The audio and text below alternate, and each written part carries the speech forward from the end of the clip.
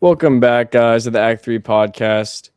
This week, we're going to be talking about Project Hail Mary and then ending it with a little creature sidekick draft. Maybe we can think of a better name, but it's kind of based off of Rocky. And we appreciate the love that we've gotten on our TikTok and our Instagram. Make sure to follow. Should So be much right up love. there.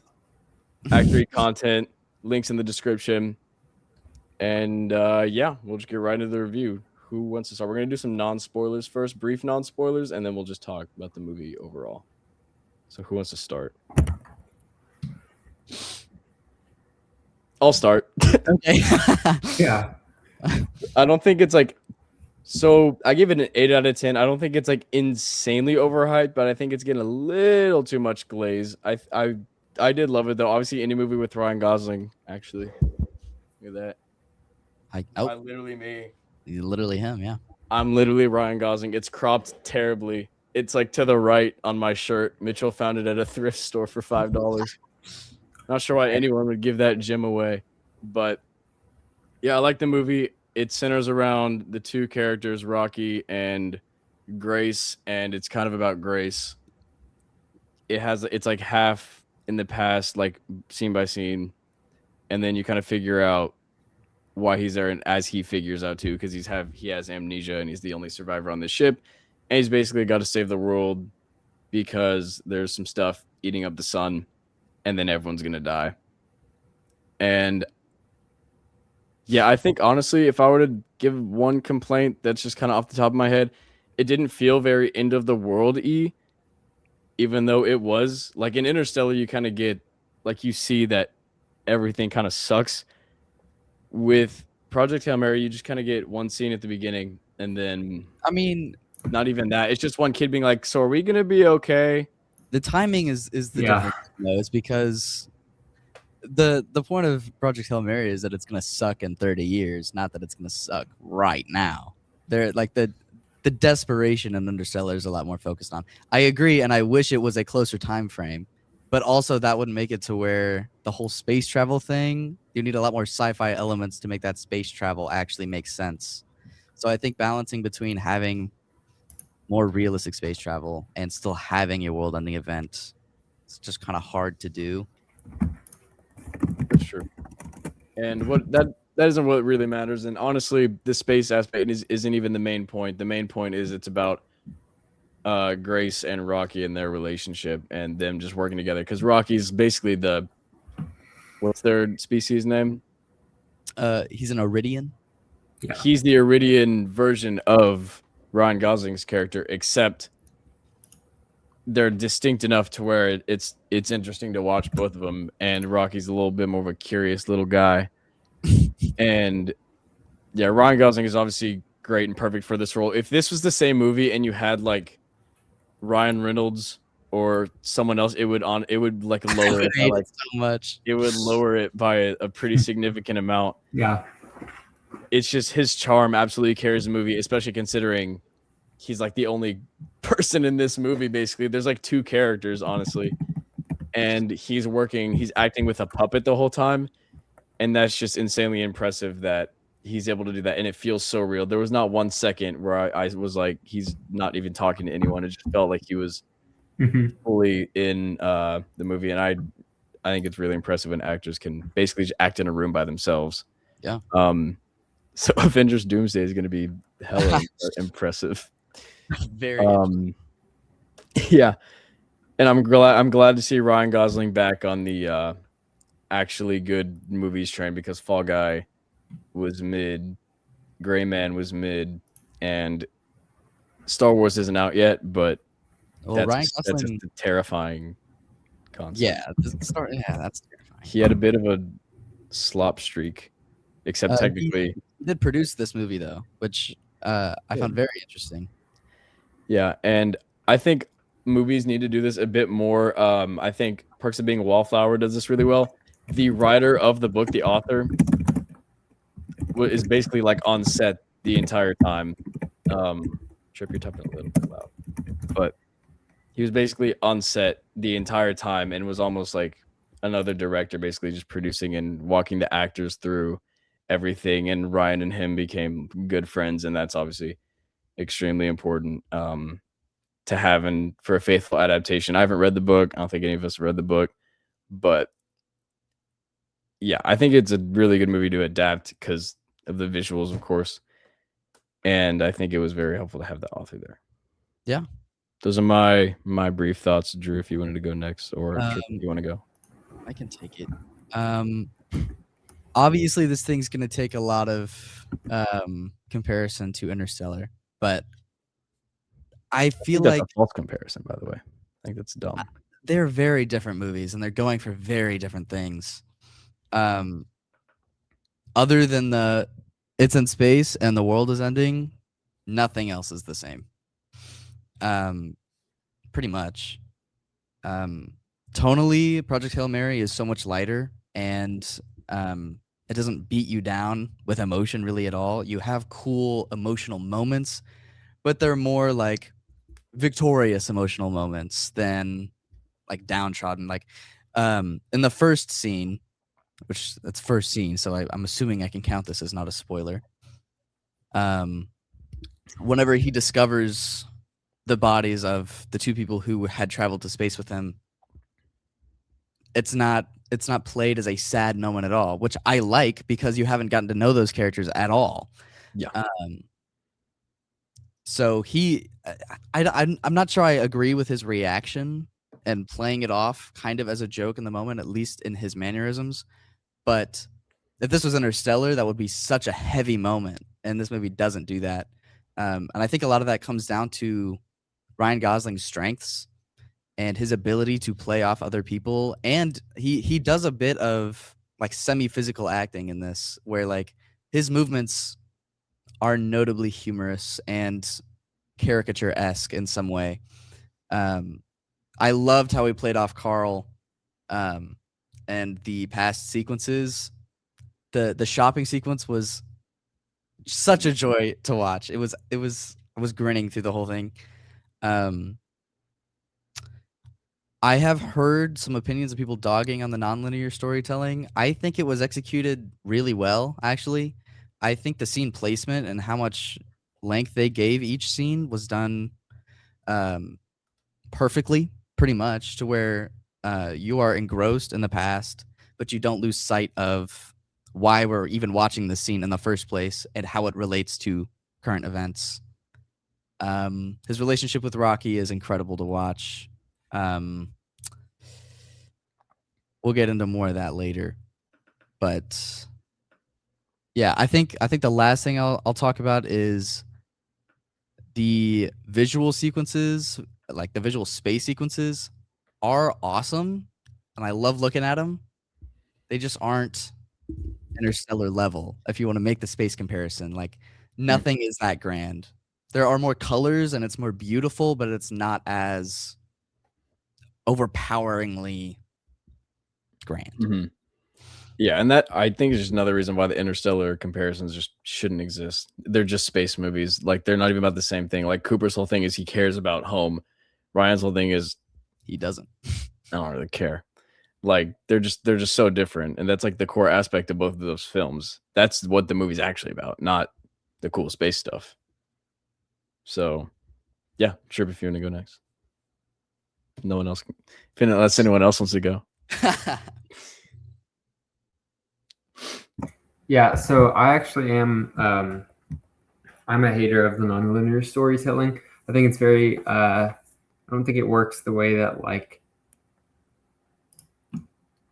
Mask of the Phantasm, baby. Mask of the Phantasm isn't as ambitious with their nonlinear storytelling. It's not. What's my example? Hold on, let me pull my box. I know. Nonlinear storytelling works with some stuff. I mean, Knives Out obviously is a way of nonlinear storytelling, but that's really just through people's perception. Really good nonlinear storytelling is also the newest one, Wake Up Dead Man. That's a really good example of nonlinear storytelling. Yep. Very well executed. Pulp Fiction, obviously. Pulp Fiction's not a good example though. Yeah, it's really just like I don't think it does its job very well. I think at times it confuses, especially towards like right off the bat. It's the change between him having a beard, and this isn't a spoiler because whatever. Change between him having a beard and not having a beard is like a really good like visual indicator of like either time being passed or whatever. They kind of throw him in there to have a beard and then not have it for like no reason. They shouldn't have done that because all that did was confuse and make it seem like there was some sort of like passage of time, or as if that takes place like later in the movie than it actually does. And then they don't like show a sequence of him shaving. That's like a really important visual aspect that they could have done a little bit better. I think they could have added like a tiny bit. Yeah, like that, but like that's a little tiny bit that was memorably like confusing. Like that was just like a bad, like one of those like, why did you do that type deals. I was only confused for a second. I just figured he shaved it.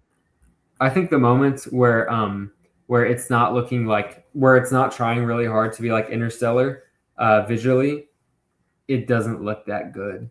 I think it looks fine in other moments, but I think the way it's shot in moments that are not its peaks are very Amazon movie like. I think you can tell it's an Amazon movie if you're not if you're only watching the parts that are like colors all over the screen. Like obviously that's going to look great because they put a lot of money into it and they have a lot of budget and like it does look great. But the moments where it is not doing that, it does fail, or it doesn't fail, but it does like struggle in terms of just like having like a regular atmosphere of like a movie that isn't Amazon original movie. I think the there's a review from someone that says that it has an emotional core while Interstellar doesn't. I think it might be the stupidest take I've ever heard in my life. From a very smart person who's got some ball knowledge and has a lot of movie takes. He has a lot of movie takes. He does. Some that I agree with. Even. Inflation really exists. Not Big Fish. I don't like Big Fish. 7 people agreed with him too. Hey, 7 unbiased. That's like more people. Non-dick writers were like, "Yeah, I have objectively assessed your opinion, and I agree with it." Yeah. Well, that means that I know 7 people who think Interstellar doesn't have an emotional core, which might be the worst take of all time. That might be the actual worst take ever. You got 7 people you need to cut off, bro. Just 7 people on Earth who think that. Yeah, the only 7 people. We found the 7, like the boys. I'm surprised you think that, Trip, about the more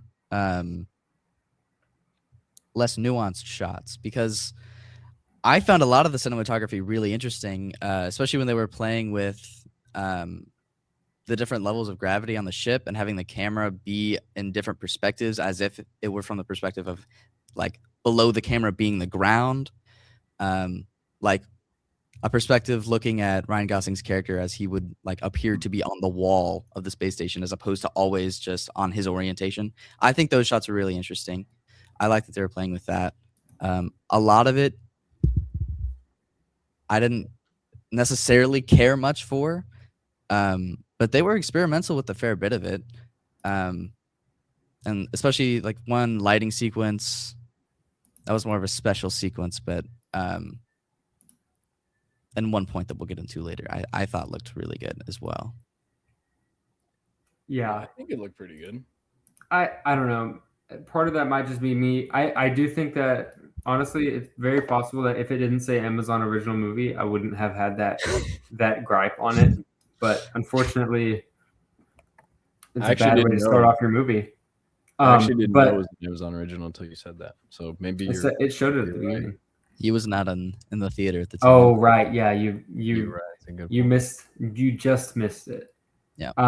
Best part. Yeah. Also, one of the people who liked the take of it being not having an emotional core, Interstellar not having an emotional core, gave it 5 stars and said it's a masterpiece and had a great story and everything. The point of that, though, is not about Interstellar. It's the fact that this movie like doesn't have even close to the emotional core of Interstellar, because like it has a really interesting storyline of like savior softness and like someone who doesn't have as much to live for. But that doesn't hit the same as someone who has a lot to live for and a lot to sacrifice. Obviously, like it's an interesting take, but it just simply it is not as hard hitting of a emotional storyline, and the stakes are not felt heavily because he has no reason. You have no reason to feel stake because, like they say in the movie, where it's like he is very expendable because he has no one like in his life like waiting for him. So it's like that's really sad, and that's like a really interesting angle to take. But that doesn't mean that it works well as a storyline that's supposed to draw you in emotionally. I think Well, I don't think that's what makes it work well. I think that's a whole nother reason why the Interstellar and Project Hail Mary comparisons are dumb. Yeah, exactly. They're ridiculous. Because if the stakes were that high, then if Ryan Gosling was being as comedic and silly as it was, you'd be pissed at him because he's not being serious about the fact that everyone on Earth is going to die in the next 5 minutes. So I think it's just you shouldn't compare the two movies. They're going for very different things. Yeah, you really should. The only reason they're even the only thing is just it's space and they got to save the planet. That's it. That's literally it. Yeah. Regardless of whether or not Interstellar has a better emotional core, I still think that Project Hail Mary lacks gripping emotional core. Like doesn't have it really. Regardless, it just doesn't have a lot to. You don't have a lot to feel. Like some scenes where it's like intense. It's like yeah, of course it's intense. Like that's like a big deal because it's shot well and it looks great and it's intense and the music and everything is all coming together and it's like a beautiful scene. But then there's moments where it's like his character himself is not really what you're worried about because they make his character so expendable and so like worthless in the grand scheme of everything. I would say what you're supposed to care about, the point of the movie, the emotional core, is him and Rocky's friendship and their relationship, and every single second of that is like entertaining and some of the best like space movie stuff I've ever seen. Like just him interacting with an alien who can't even speak, and obviously it's dumb that he can figure out a way for it to speak, but that's kind of a nitpick. And I think that is an amazing emotional core. And I honestly think that the strength of the movie. If you take Rocky out of that movie's probably like a 6 or 7 out of 10. But that's kind of the point of the movie, and I think that's a really good emotional core. Personally, I love that. It's just not the same. Like it's just different. The main theme of Project Hail Mary is friendship. It's camaraderie, and another huge difference from Interstellar. Very different themes, but that's also I think that's part of why Ryan Gosling is so expendable is because Rocky is the first thing he's really had this kind of connection with, other than some random ex-wife that's mentioned in one scene that's stupid. Yeah, that is. Matter of fact, let's get into spoilers at this point. It just doesn't. Still going. It just doesn't hit for me. That emotional core of like friendship between a character who you have little to care about anyway, and a character that like is kind of like, for one, it doesn't make sense. Well, obviously, like the foundation is it doesn't make sense that they can communicate. Like that's stupid, but that's whatever. It's like it's not going to hit as hard for me whenever there's like not a lot of change that happens in, I don't know. It just doesn't hit for me. I think that's fair. I think it's definitely just a personal thing. If you don't like watching a little rock guy, I mean, I'm not going to tell you you're wrong, but I think like the scene with them sitting in the, like him showing him where Earth is like, again, that is the stupid scene where he mentions the wife. Spoilers, by the way. We're just going to get into spoilers. That's something like whenever he's showing him where Earth is like, I just love the way that they talk to each other. It's just so like charming, their connection and the sacrifice that they have for each other and how much they care for each other, considering they don't really have, or that Grace doesn't really have anyone else. And for Rocky, even though he has someone else, he's willing to risk his life for random human guy and they're dealing with the same problem, of course. Mm-hmm. And the scenes of them learning to communicate were like awesome. Anything, even up until they could talk, that was really good. Also, that scene scared me when he slammed on the Dude, glass. yeah. That was actually like solid jump scare. That was pretty wild. And yeah, them sleeping, the like little motif they have or whatever, where they like the whole sleeping thing that they do a bunch of times, like that hits really hard for me because Rocky Watt, everyone died for him. And the scene where Ryan Gosling like the little thing broke loose after he said goodbye to Rocky, and he's like, and Rocky's just gonna die, and he's not even gonna know why. I'm like, bro, you better go save him. Like I cared about their connection so much, and that was easily. That was the decision he's gonna make. He had nothing at home. He had nothing, and they made that so poignant and so clear. Yeah. But I honestly like that they made that less of a sacrifice and more of a confirmation of their friendship. It wasn't Ryan Gosling choosing between going and being like the greatest guy on earth or saving this random alien. It was basically him choosing whether he wanted to die on Earth as a coward or maybe die saving the one thing that he's ever really had that kind of connection with. Yeah. And I think that made it hit harder. I really enjoyed that. I personally do too. I think I actually thought Ryan Gosling's plastic surgery was going to be an issue for me because it looks really bad, but it actually didn't in the movie. Oh, and like you were saying, Drew, his relationship with Carl, right? Carl, yeah. That was awesome. All of the stuff that took place on Earth of them trying to figure out what to do whenever he had just gotten basically kidnapped by the main girl. I think all of that stuff was really fun, just him figuring it out, especially whenever he is doing it with that guy and finding out. One thing I wish they had done is maybe he actually thought he would, because he doesn't have his memory. Maybe he thinks he's some kind of brave hero, and then as he gets his memory back, he realizes he's not. And then in the climax, you would have a struggle with him realizing that he's not, and so he has like issues. I think that would be good. Yeah, he has like issues being like, is this actually who I am? And so then he struggles with that. And then at the end, he does do like something brave, but he did kind of do that. And the big moment is kind of whenever they're retrieving what was it that they were retrieving above Talking about the amoebas? Yeah, the whole like big sequence or whatever. That was a huge. I loved that sequence. Yeah, I mean that scene was awesome. I loved that. That was obviously great. Mm-hmm. And the funniest part. Also, this movie really funny, by the way. Like at the first 20 minutes, I was like, this is kind of unfunny. And then I guess maybe I got used to the comedy or the jokes were just better. But I loved the comedy. And whenever he's shooting the little thing out of Rocky, shooting the little thing out of his ship, and he's like, he thinks I'm stupid. Because he shoots it really slow. And then he like goes out there. I mean, everything with Grace discovering Rocky's ship and figuring out what's going on. Whenever he's like, where the ship is under him, and then he tries to get away, and he's like, and the ship's like, I loved that. Which is very same directors of the Lego Movie, by the way. It reminds me of the scene in the Lego Movie, that one little shot where Lord Business's the top of his building is taking on this huge dramatic thing. Then it goes out, and it's like one little Lego brick, and it goes.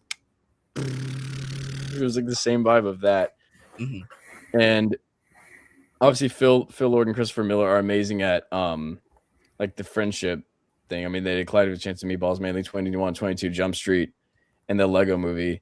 I think they're really good at the whole just general friendship and writing good dynamics of characters and making that entertaining and emotional. I haven't, honestly, if I'll be honest, I haven't seen Cloudy with a Chance of Meatballs, but the movie looks like it sucks. Cloudy with a Chance of Meatballs? It's goated, twin. Nah, Hikey sucks. Oh. I haven't seen it in like a decade. What's my review of it? I gave this movie. I don't have it logged. I have the second one logged though. Didn't you not like the second one? It's at a 1 star. The second one sucks. Different directors. Ooh. Yeah. Movie. First one's better. First one's like 2 stars, I think.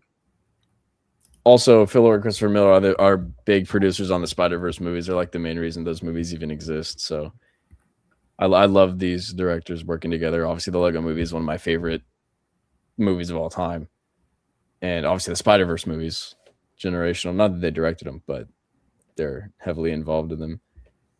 And yeah, they're pretty good, honestly, because I kind of forget they exist often. We can talk about Mario Galaxy.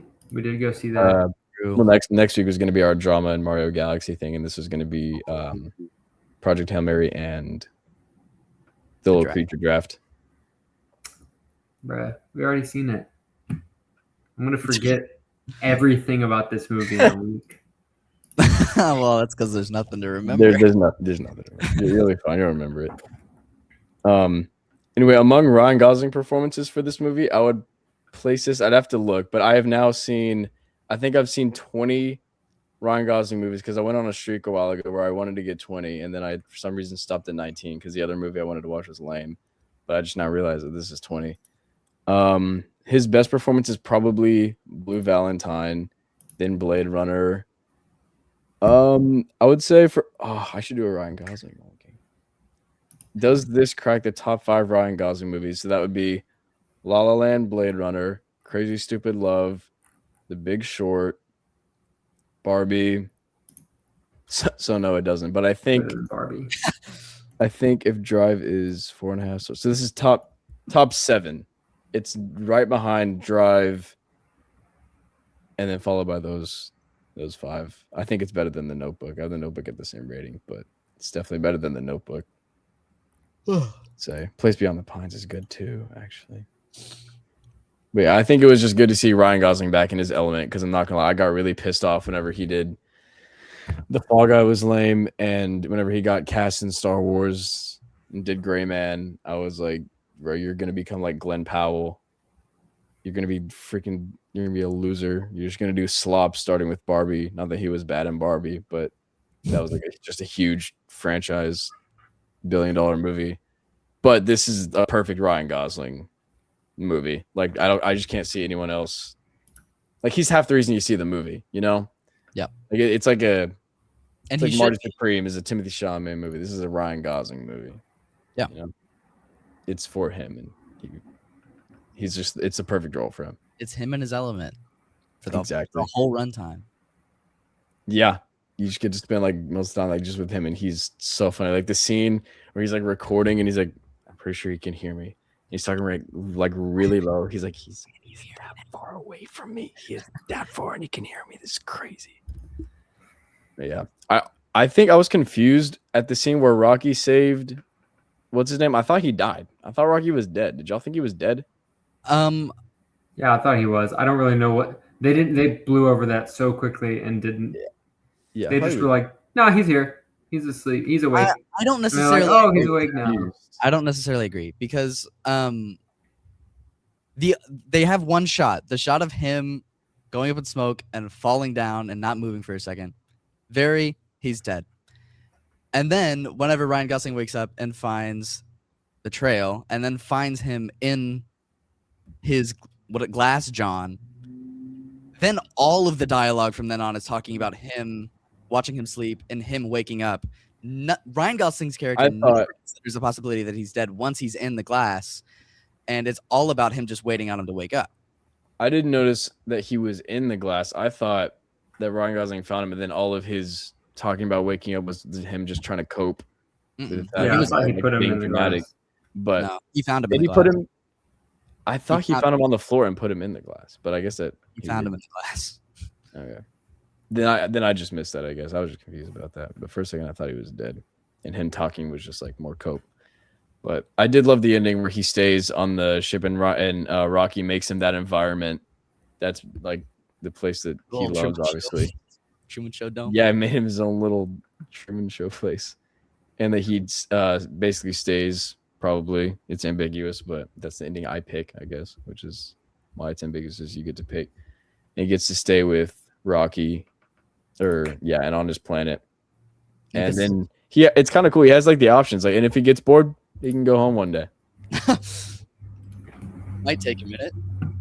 Yeah. I will say, and Tripp, you'll probably agree with me on this. I didn't think the woman was a very interesting character. I did not. Name's Eva Strat. Very The red-haired girl. very She was military fine, I last guess. game. She wasn't. I don't. I think the Sign of the Times scene was absolutely pointless. So I don't think I it was disagree with pointless. I just didn't like it personally. Like it I just shouldn't. personally It just didn't shouldn't. care It just. about it. If they didn't have that, I would not lose any sleep. That's a fair take. Yeah, that's fair. Like, but they wasn't just didn't need to do that. It also like they went through like a lot of that song. Like Yeah. it just felt kind of awkward, and not in a way that I felt belonged. I don't think it belonged there. Though. It was supposed to be awkward. That was I part don't of think it hit. I mean, fully think that you're valid in not liking that. Exactly. Yeah. But the awkwardness There was was a point part to of the scene, and it was meant to show that while she being on the roof also was not a fan of the parties, but understood that they needed it for morale since they were all going to die. She comes down and sees that Grace also needs morale and isn't getting it. So him having gone up there and kind of expressing those and that brief conversation, and then her deciding to be vulnerable enough to have that awkward moment was supposed to give Ryan Gosling's character the morale he needed to go into space. The problem is it didn't. And the next scene he's still like, nah. Yeah. But I do think the scene, like, again, you don't have to like it, obviously, but I think it definitely there was a point to it. And that was for her character, like being, like you said, like boosting the morale and doing something that is uncomfortable for her. Because yeah, it was awkward too, but it was mainly the point is what it means for the characters, not do I feel uncomfortable while watching this? Because it's kind of that's kind of the deal with. I mean, why the scene exists. I just didn't. I thought that scene shouldn't have been in the movie. I think that's a fair opinion. Yeah, I agree. Any last thoughts before we do a creature draft? Anything anyone else has to mention? Because we're going to do this creature draft in honor of Rocky. Although I may not draft Rocky, if I'm being honest. I'm not drafting Rocky. I'm not gonna lie. I don't like. I like him, but like I'll be honest. If this movie stays as popular as it is right now, maybe like a few years from now, Rocky would be on my mind. But maybe. Yeah, on rewatch. I wouldn't say this movie would go up on rewatch, but I just think that I'll care more about Rocky and Grace as just movie characters upon rewatch. I would say. I have no idea. Like, I think if the movie, because I'm not gonna lie, if people aren't talking about this movie, I'm not gonna personally rewatch a bunch and care about it. But if it is talked about consistently as a space movie, an all-time space movie, I think, and I like that. Makes me rewatch it and think about it. I'll probably value these characters more personally, but I can't see my rating moving up like crazy at all. All right, let's move on to our draft. It's just a little sidekick / creature draft. I just moved our names, shifted them over, so we're not spinning the wheel or anything like that. I'm gonna be typing it on my iPad, so it should update. Drew, you have the first pick. For the first pick, I'm going with who I don't know, but I assume to be a fan favorite, a personal favorite of mine. Give me Zero from Nightmare Before Christmas. This is a dog. I love that thing. I love that dog so much. Every graveyard scene is so peak. That dog makes me sad. I love that guy. I feel like from a tactical standpoint, you could have. Ain't nobody stealing that. But, ain't nobody stealing pretty much anything in my top 5. So, all right, niche creature lover over here. Truly, I'm gonna go. Big shocker. I'm gonna take Grogu. I hate such a bad name. Like even whenever they said the name, because you don't find out Grogu's name for a while. I'm just like, Grogu. His name's Grogu. Like, okay. Yeah, that was an awful day. Because it gave him so much aura when on all the merchandise and everything, he was just called the child. That was really good. And then fans just called him Baby Yoda. It's hard to market though. I can't say Grogu's any better though. So Grogu's a horrible. Talk about hard to market, bro. The Mandalorian and Grogu, biggest movie of the year. Confusing ass title. Hey, Trip, you got next pick. I'm taking Stitch. W pull. I wasn't even. That's a good. I wasn't even thinking about I Stitch didn't because he think is about that technically like a little sidekick. There's a T in his name, isn't there? There's, Yeah. there's a That's how couple you of spell Stitch. There's a couple of them. That's a good point. Now I'm kind of mad because I actually would have drafted him. It's a fantastic Yeah. pick. Good pick. Peak first round. The fact that I could have gone round 5 is crazy. True. Let's see. I'm drafting Luigi. Oh, well, not Luigi, but I'm not justifying. But there's another character I could do from that franchise. There is another character you could do from that draft. Yeah. That I thought about but didn't put on my list. What I did put on my list though at the number 2 slot is from one of the greatest games of all time. Starting, give me Wheatley from Portal 2. How do you spell it? WHEAT, Wheat, LEY. Oh, Yeah. This is one of my most favorite voice acting performances, combined with some of my most favorite comedic video game writing. Because the two main characters that you have in Portal 2 are Wheatley and Gladys. And they are both so opposite, but like this is a 15-year-old game, so I'm going to spoil it. You learn towards the end that they are the same.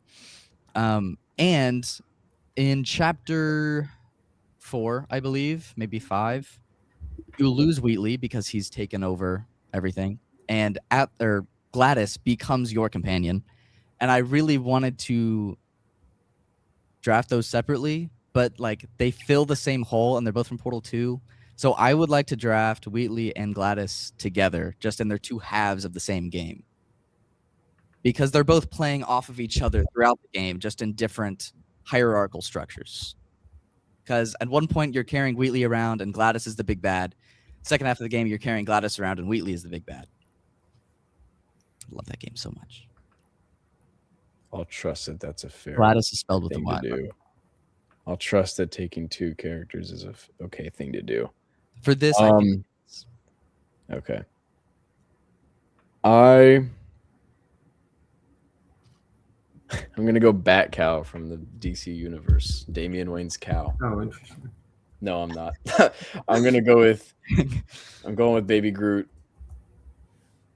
Basically, just Marvel Baby Yoda. A lot of babies in here. Yeah. I'm not taking it, but is it out? Does it have to be like? Does the sidekick have to be physically smaller than the main?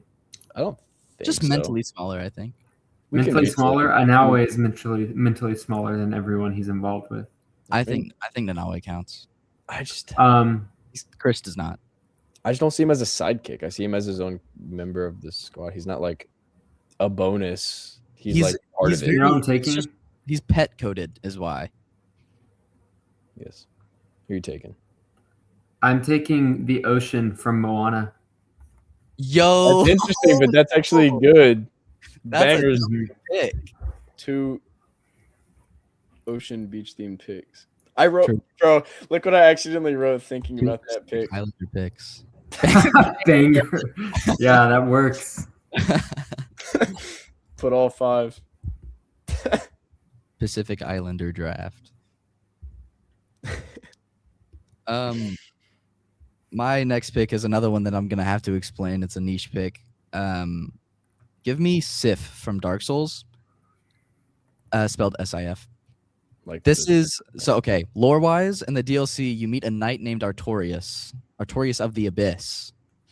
And he was a knight who attempted to fend off the Abyss, but then was eaten by it. Sif was his pet. Now, in the normal game, since you don't play the DLC, you have to fight Sif to beat the game. And he's like a big wolf who fights you with a sword in his mouth, and it's sick. But you have a little cutscene before it plays. And normal game, not doing anything else. It's just him picking up the sword pretty much. But if you do the DLC before fighting Sif, because the DLC takes place in the past when you kill Artorias, Sif remembers you and remembers that you killed his master, and you get a different cutscene. And it like there's a glimpse that you can get into Sif and Artorias' relationship, and just generally in the Dark Souls community, Sif is a good boy, just a great character.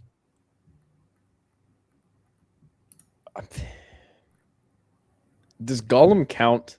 He is basically a sidekick. Gollum, 8 elixir. However, he also does also kind of have his own character and character arc. I mean, I think you're well within your rights to pick Gollum. Okay, on that I will basis. pick him because he has a little creature thing. That's part of the draft. It can't like be a dude. I have a lot of these I can take. Well, technically he was a hobbit. My next pick, because I have to think, because I don't think y'all are gonna pick some of these, but We're all gonna have such different five.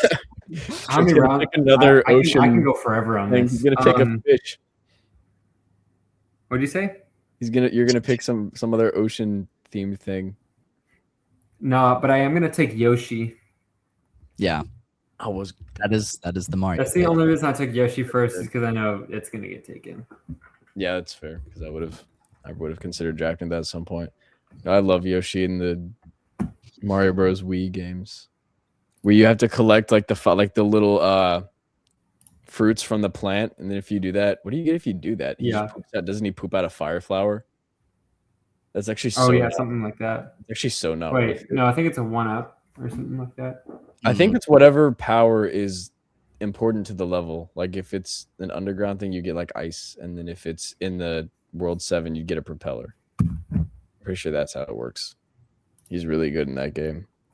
But you're always sacrificing him in that game because you like jump really high with him, and then you jump off of him to get even higher, then he just falls to his death.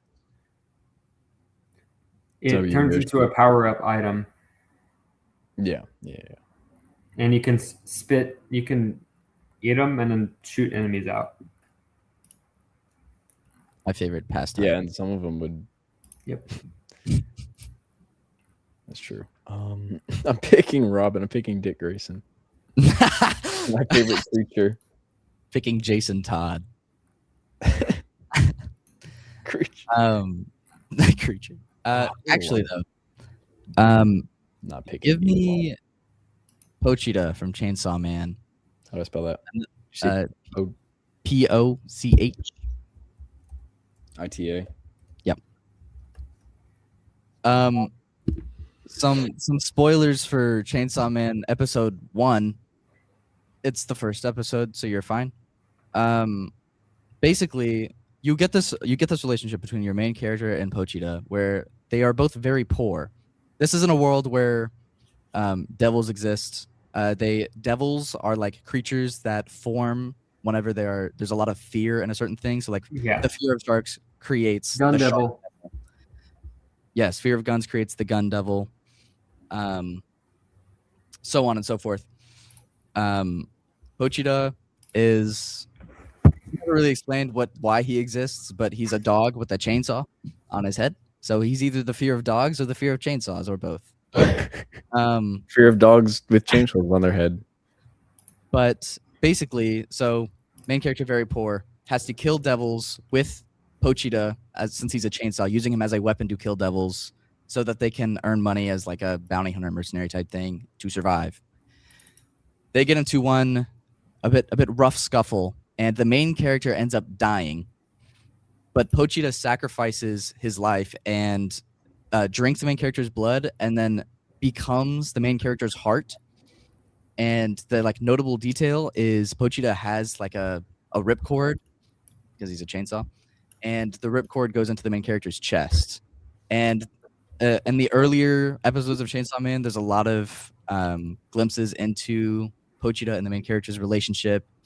There's some like, is Pochita really dead, or is he really in here all along? Because literally he is.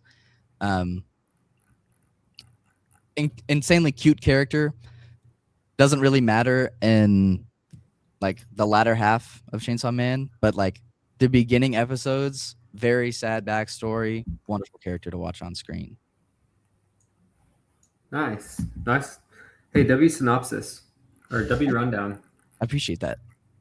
It was off the dome piece. Trip, we got to start doing rundowns for our basic. Yeah. So Stitch, from Lilo and Stitch, he's the blue guy. Baby He Yoda. dies, Baby Yoda. or he I don't know if doesn't you've heard of die, him. but he does make it, contrary to what the little kid in the video thinks. He did make it. He is gonna make it because he's like that. Like him. Stitch is crazy. Stitch is like that. The perfect example of a sidekick that like is like cute and like is sidekicky, but also is like he's like the protector. You know. Mhm. Like I'm not taking this character because I don't know anything about it, so that'd be disingenuous. But like the little whatever, like Kaffa or whatever from Last Airbender, I'd imagine that has a similar thing. Oh, I got a few. Wait, let me pull my notepad. I have a few more. I think, yeah, I do. We can go like 7 rounds. I'm thinking K2SO is too much of his character because he talks and walks. He's just a droid. So I'm going to pick my favorite Star Wars droid. Yeah, give it to us. Give it to me straight, Doc. The best Star Wars droid of all time, y'all will understand, is Chopper. R2D2? No. Wipes R2D2 is floor what the center of I love Star Wars R2. is about. Love R2.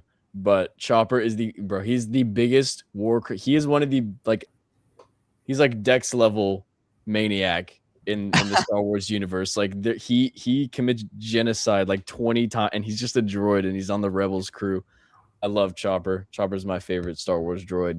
He's also voiced by Dave Filoni. He doesn't talk, but he makes little noises. So Dave Filoni just goes like, it's really funny. Y'all will love Chopper when y'all watch Rebels. He's awesome. And he's in live action now in Ahsoka. And he's just as good. Love that guy. So funny. I'll be mad if you take my next one, but this one that I'm taking is Mushu from Mulan. Yeah.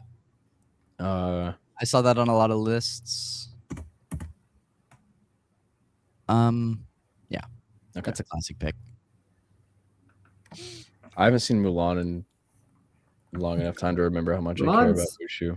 You should care about interesting. I do care about Mulan's really good Mulan. for like 3/4 of the movie, and then the end sucks. I do like Mulan. I just don't There's a remember theory that the ending of Mulan is all like a dream. Because it's that. Is this like the Stranger Things season 5? No, it's because like realistically, there's genuinely no chance that he would have allowed that woman to be like keep her life. Like given like it's also a Disney movie, bro. Like, come on. But I mean, it always makes it easier to take on like a bad ending whenever you find out the bad ending is like not real. But the ending to Mulan is not good. I will forever not defend that. Everything else in Mulan is so good, but the ending just makes it I just don't remember. Super sucks. I just don't remember. You're probably right. Exactly. I know my next pick is fire. There's a lot of directions I could go with my next pick. Mine's a double pick. I'm so there's 2 that I'm fighting between, and then another 3 that are under it.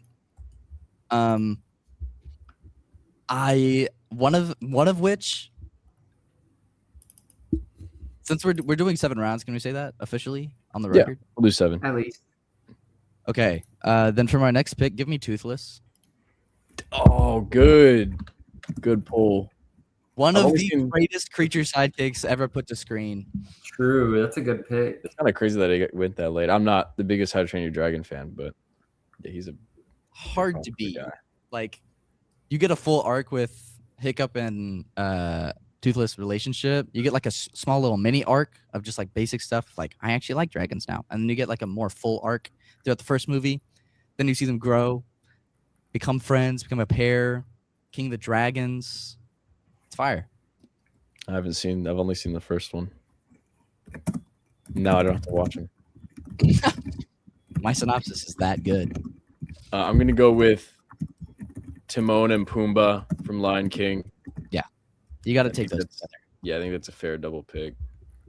Love those guys. Love Lion King. Lion King's amazing. I actually, to be fair, it's funny because I did recently move it down to a 9 from a 9.5 yesterday when I was doing my top 15 animated movies. But A 9 is a 9. Lion King, iconic. One of my favorite movies. I watched that movie as a kid like a million times. And they're really funny. I forget who voices Timon. Who's Nathan Lane? Eddie Murphy. I don't even know this guy. Yeah. My next pick is Jarvis. That's a good pull. Just because you said that, I know what my next pick is going to be. True. Was it gonna be Friday yours? from Homecoming. No. Give me Cortana from Halo. Oh, I don't know With a the K or ball. a C. That's like the It's a classic. C. It's a C, yeah. Is that the freaking Microsoft? Like, It's the same concept. It's because they probably just Alright. called Cortana. It's the same name at least. but Cortana is the classic AI digital companion. Mhm. Pre-Jarvis, not really. But when you're thinking about screens, Or Hal from. I don't have a lot of. I love Halo Reach, but I don't have a lot of like personal stake in Cortana as a character. But that's just like a classic. Gotta respect your root. Like, I am gonna pick Tars next. come on, Tars. I love Tars. Tars is funny. Docking with Tars. Nope. What I'm gonna pick next, I'm picking Cappy from Mario Odyssey. Incredible. I Pick. think you were asleep that we did mention that. That is a good pick. That's the one that I intentionally I took Yoshi first instead of Cappy first because I knew if I picked Cappy, someone would take Yoshi. But No, Chris was gonna snag Yoshi. I was Yeah. going to anyway. Yeah, and Cappy would have reminded. so that's a good pull. Yeah, I think we can do one more round. And honestly, we're only got 52 minutes. If we want to do a quick review of Phantasm and Under the Red Hood, we can talk like that for like 15 minutes. Um, Yeah, for that. okay. For the last round, I'm gonna go out with another ball knowledge hard hitter. Give me Solera of Astora from Dark Souls. Pick is No, you Baby don't know Yoda. any of these people. My first pick is Baby Yoda, and you're going Solera of the store. What is how do you? SOL, air, and then an E at the end. Hilaire. So instead of it's solitaire without the IT. Pretty much. Exactly. With an E So at the end. what's the rundown on this Solitaire does have thing the E. slash guy? So basically, it's an E at the end. Yeah. Thanks, Trip. Also, Gladys is spelled with a Y, by the way. Solera of Astora, Dark Souls, and its subject material Berserk are both thematically about purpose, specifically individual purpose, and how your purpose influences other people. And those themes are reinforced throughout Berserk and throughout pretty much every single Dark Souls game and its adjacent properties. Anyway, pretty much just Dark Souls. But Solera is the only character you meet where he's like, hey, we have the same kind of goal. We should team up. We should work together. And he becomes someone that you can summon throughout the game for boss fights more than any other character. And the way time is really weird in a lot of the Dark Souls series, specifically Dark Souls 1 plays with it a lot. But not only do you have the opportunity to go into Solera's timeline, he will summon you so you can beat his final boss. You can also summon him, and he can help you beat your final boss, which is interesting considering the overarching goal is to, like the basic goal at least, is to link the fire for the overall world, but it's still like Solera's world needs the fire to be linked, and you need your fire to be linked. Another thing along that is that the land of Astora that Solera is from worships the sun. and he has like a sun crest on his chest plate.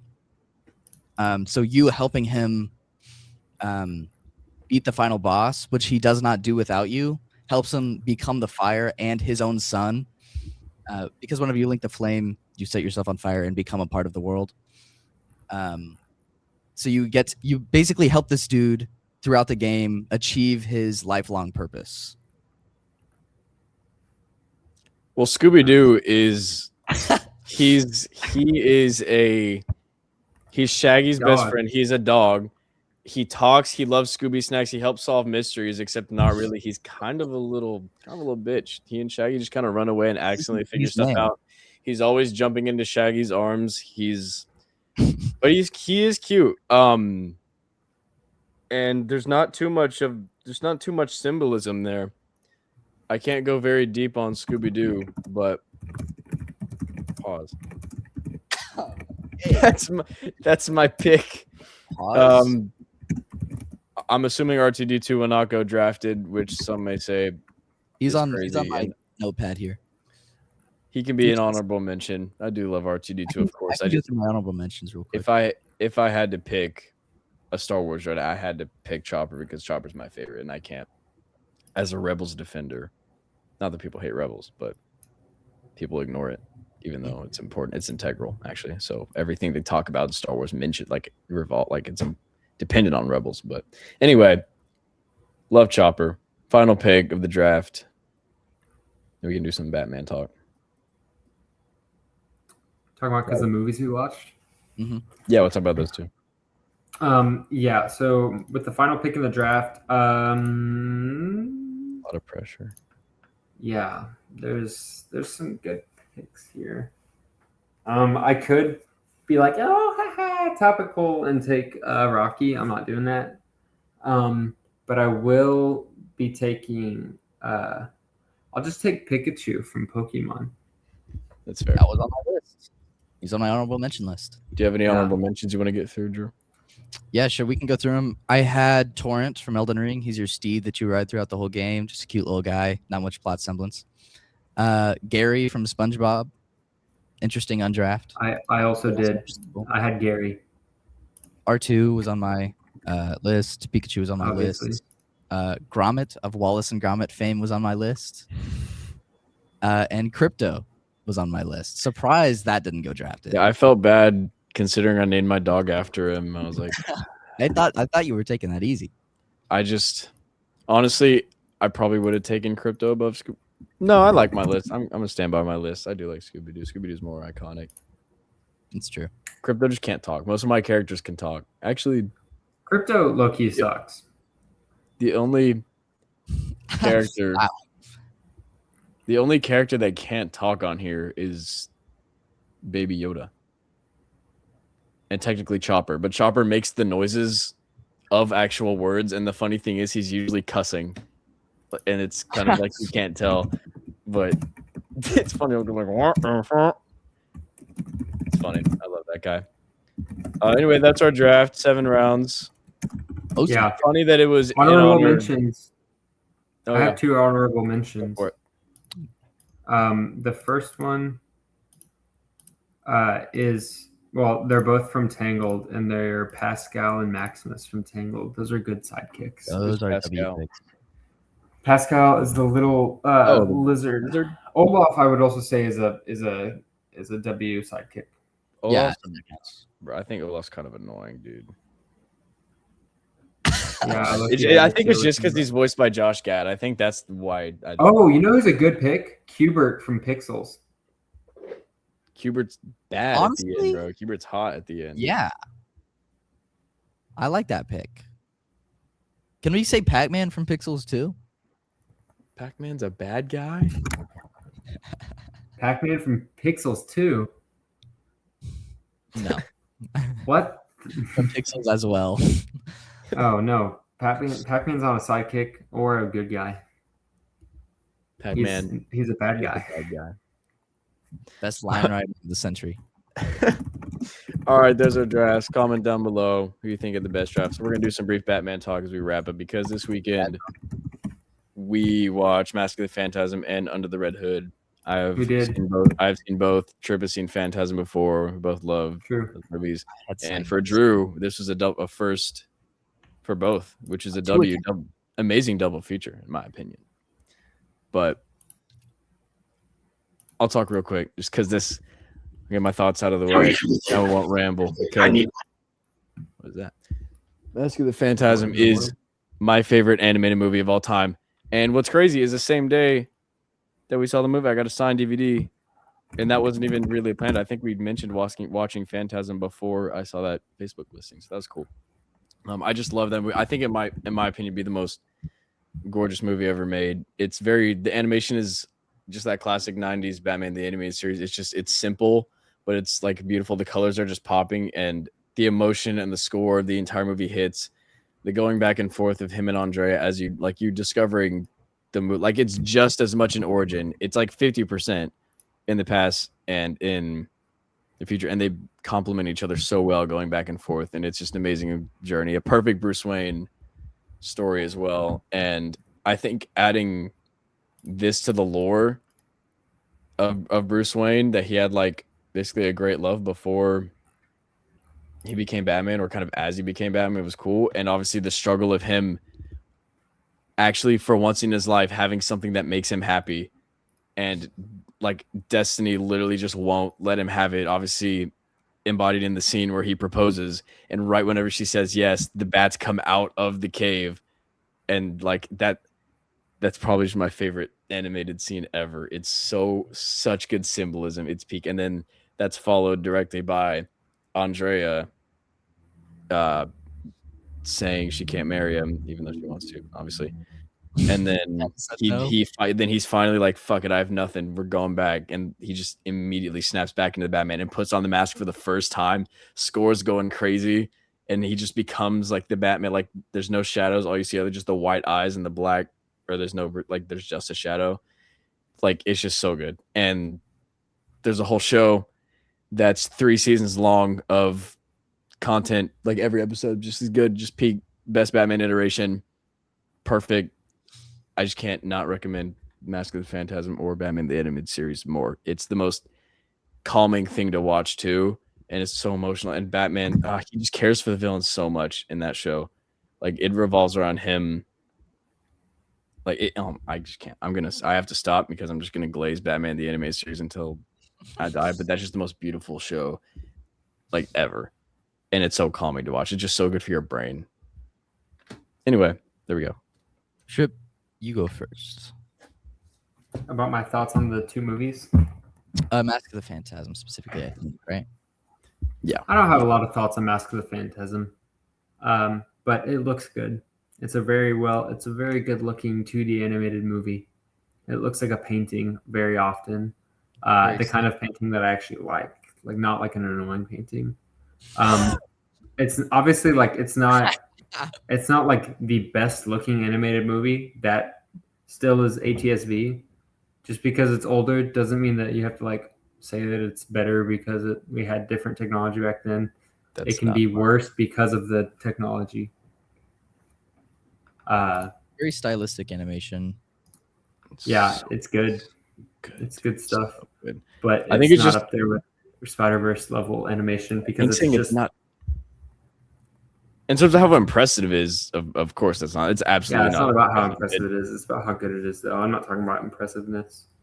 Well, I think it's just a very subjective thing. Like I love both of those. Those are probably my 2 movies that I would say have the best animation. One is just like calming, just chill for your brain, like you're just appreciating the colors. And then Spider-Verse is like shit's just going crazy. And in the background, you got a Spider-Man T-Rex that's animated in the different way of this guy, and like they're just very different. And I just love. I also wouldn't say it's impressive. I just think it's more artistic and better. I think it's good. Yeah. You don't think Spider-Verse is impressive? No, ATSV is more impressive than Mask of the Phantasm for the time. Mask of the Phantasm isn't held back. Yeah. Like it's not. It doesn't look the way it does because it's like revolutionary technology. It's just really good art.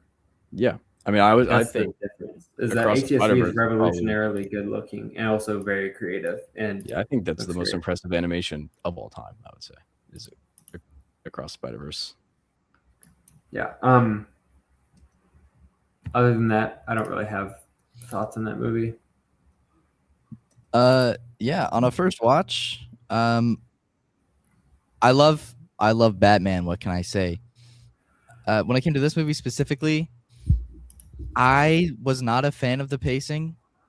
Chris disagrees with me, but Well, I also would say the first time I He's- watched it, I agreed.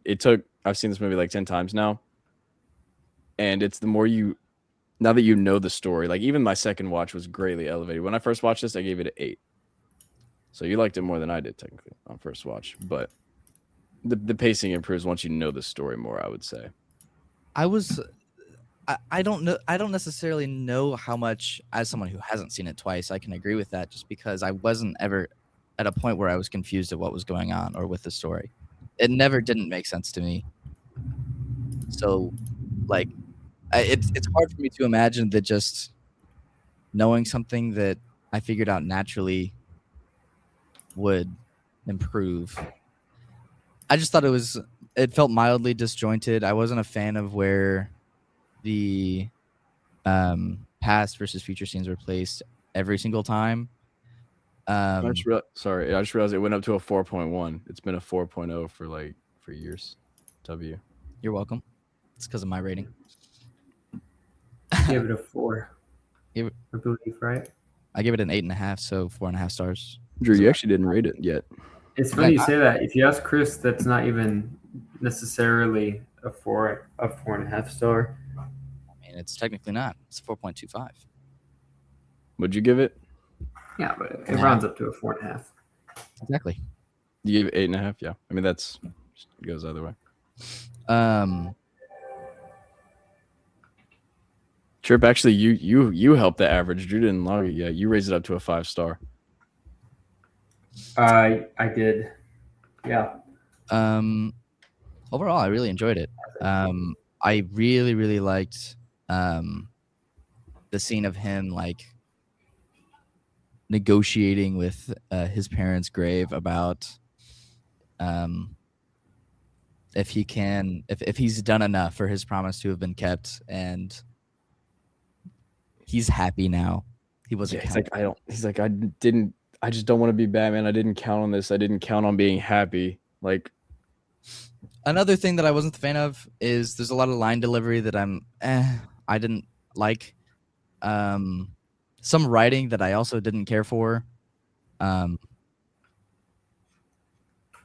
masse, incredibly enjoyable movie. Love looking at it. Love the story. Love the plot. Love the themes. I mean, I gave it an 8.5. Like, it's a fantastic movie. I just don't think it's the greatest thing on God's green earth. you'll get there. Sure, buddy. You liked it more than me. Once you rewatch it, let's see. 1, 2, 3, 4, 5, 6, 7, 8, 9. On your 9th watch, you'll like it as much as me. I will not be watching Mask of the Phantasm 9 times. I don't know if I'll watch it 4 times. And that's a bar. Just because y'all don't like I've good watched it movies, twice. I guess. It's so good. It's so good. You want to tell us what you gave the Super Mario Galaxy movie? I lowered it. To what? A 6. God. Wow. Staggeringly high. I didn't say y'all don't like. Shocking. I didn't say that. I didn't say y'all like bad movies. I said y'all don't like good movies. I really thought. Oh no, I think I rated Under the Red Hood, but not Mask of the Phantasm. You're right. Anyway, Under the Red Hood. I'll go real quick. It's Man, better. Like it. Then. But you don't like it more than Mask of the Phantasm. No, I'm joking. I give I wouldn't Mask of the say that's Phantasm too crazy of a take, but yeah, I love Red Hood. I love that story, and just part of me, the reason I love these movies is I just love the Batman lore. So I just love seeing it animated instead of in comics form. And yeah, Jason's a great character. Just love Batman. That's all I got. I've seen it before, so y'all talk about it. You go first, too. Yeah, I got you. I think Honestly, I'm more of a fan of the cowl of the mask, Red Hood, than the like kind of like the more, what is it? What would you say? Like A helmet? realistic look? Yeah, the helmet. Um, but that's not a big deal. Also, weird. The poster for this movie features the the wrong mask, which is kind of funny because it's like, why? Why is that the poster? Poster I Yes. put is very good for it. Basically, though, another animated movie. I don't think I have yet to see a single animated movie that includes Batman that does not include Joker. I have not Fair. seen a single Wait for the one. Killing Fair. Joke. It's just that's kind of like for this he's necessary. Like for Under the Red Hood, he's like the whole reason of Yeah, the story. but he's even. also in Return of the Joker, obviously. Mask of the Phantasm, Under the Red Hood, Return of the Joker. Flashpoint, which Yeah, obviously I love Return of the Joker too. Oh my gosh. I think the Flashpoint movie's not good, by the way. I think it's fine. True. That I movie. also think it's fine. But like I haven't it's seen Batman Beyond Return of the Joker. banger show 2, banger 2. Is he in Red Sun, actually? Joker? Yeah. I don't think so. I don't think he Okay, is. then I guess that counts. Lego Batman, he's also in. Yeah, I think we can do without some Joker. I think that applies to live action too, by the way. I don't want him in the next Batman movie, and he won't be in the next Batman movie. I'm talking James Gunn's Batman too, not his Batman, but Oh, DCU yeah. Batman. I just think we can Chances chill. are James Gunn puts him in every movie like they do with the animated movies. Yeah, I mean, I'm just thinking we can chill on the Joker. Love that guy, but like, there's so We've much seen more, him in so many more every Batman single villains. movie. There's so much more. We've literally seen Do a him. Red Hood, freaking do a Red Hood movie. We have missed Joker in 2 Batman movies this century, to my knowledge, and that is Dark Knight Rises and Batman Begins. It's because they already. And he is referenced in Batman Begins, and he's What? teased, so gives him the card at the end. And Oh, well, I'll give him a pass on that one. the pig gets a whole back. Anyway, yeah, I love But Under the Red yeah, Hood. I just love Batman. Under the Red Hood is really good. Yeah. Ending is good. Ending is so. It's very short, so I don't have a lot of thoughts on it. It's kind of a side quest. As someone who's currently watching Daredevil actively, the whole conversations with I'm actively in season 2 specifically. The conversations that Batman has with Red Hood in this movie about their different philosophies. Wonderful to hear that while I'm watching what I am. Yeah. We knew that would mesh well with the next episode you watched. Yeah, that was perfect. Jason Todd's my favorite Robin, easily. I think his character makes so much sense. I really liked getting to see scenes of his childhood, and like I really liked how they did flashbacks of Bruce being in the same locations and just having like ghostly apparitions of his memories. Like I specifically think of whenever he was boosting the tires off of the Batmobile in the alleyway before they meet up in current day. I loved seeing that because they didn't have to do that. They didn't have to be the alley where that happened, but it did. It was Red Hood, and he would do that. But like, I think the way they showed it was very cool. His personality is engaging, very well acted. Dick Grayson in this movie is funny enough. Neil Patrick Harris. Yeah. I promise if his haircut didn't look like that, that is the most chopped.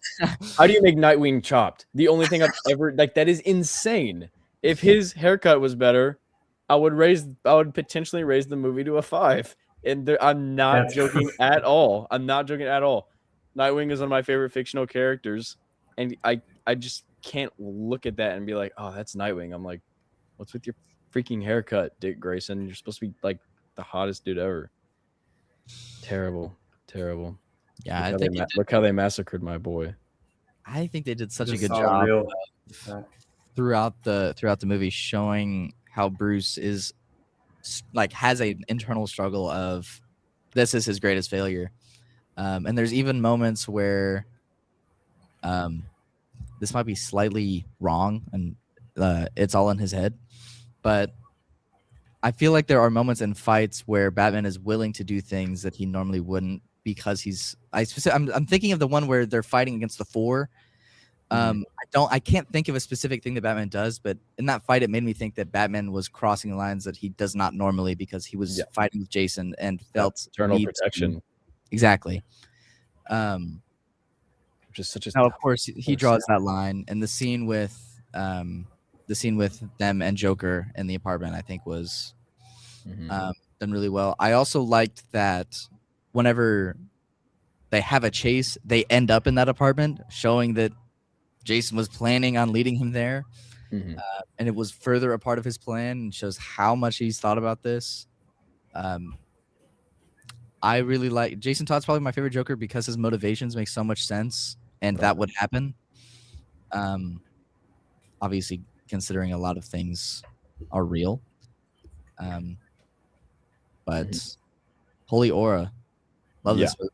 Yeah, I mean, I just love Batman lore. I love Gotham. I love the Bat family. I love the Batman is just my great. Like watching Daredevil, and whenever like Daredevil stuff starts, I was like, maybe Daredevil's my favorite. Then I watch like one Batman thing, and I just get immediately, like after not watching a Batman movie forever, my brain just goes immediately into that environment, and I'm just like, oh yeah, I forgot Batman's my favorite fictional character, and he's like the best written, like.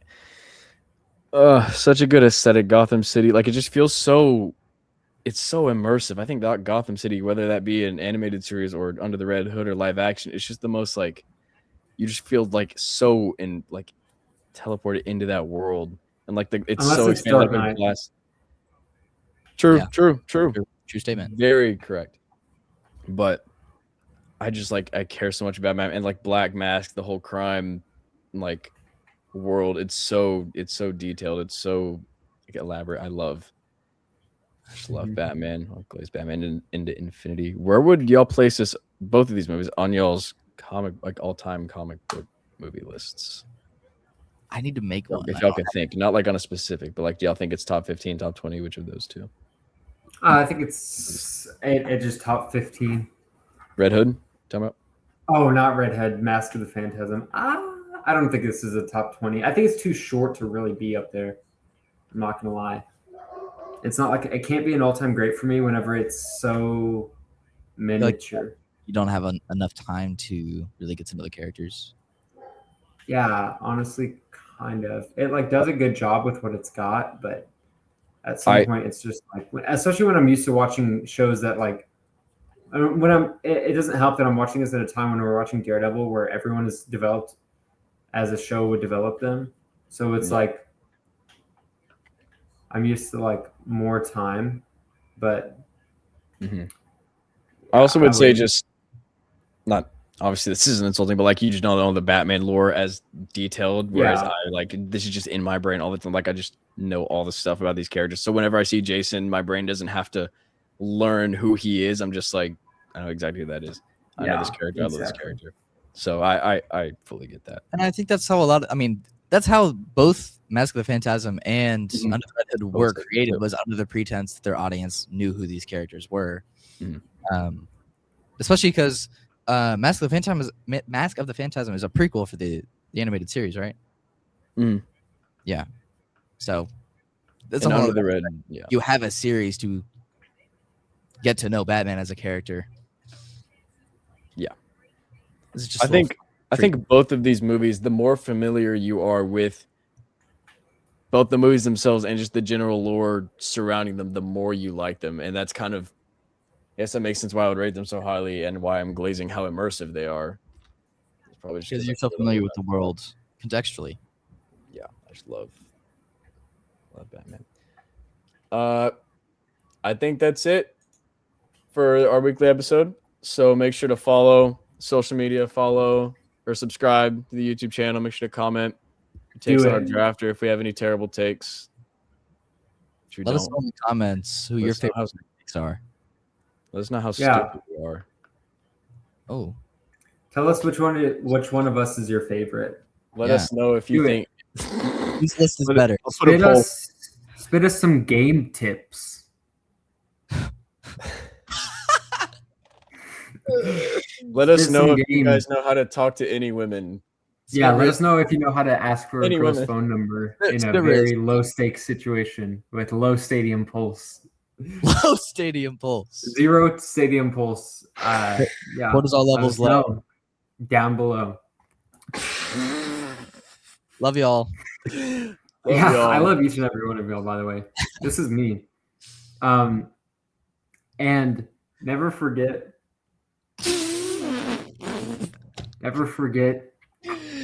to smile.